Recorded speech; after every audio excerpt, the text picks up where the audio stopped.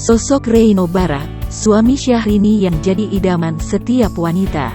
Rupanya sangat suka memborong kebutuhan dapur saat pergi belanja dengan sang istri.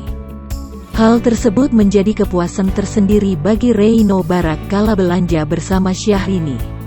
Hampir semua makanan dibeli oleh suami dari penyanyi yang akrab disapa Inkes tersebut.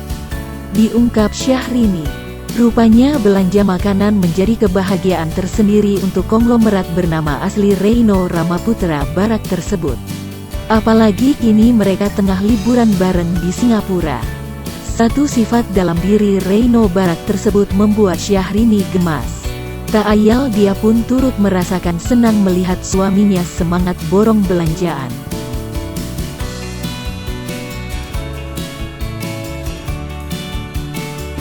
Happy ya?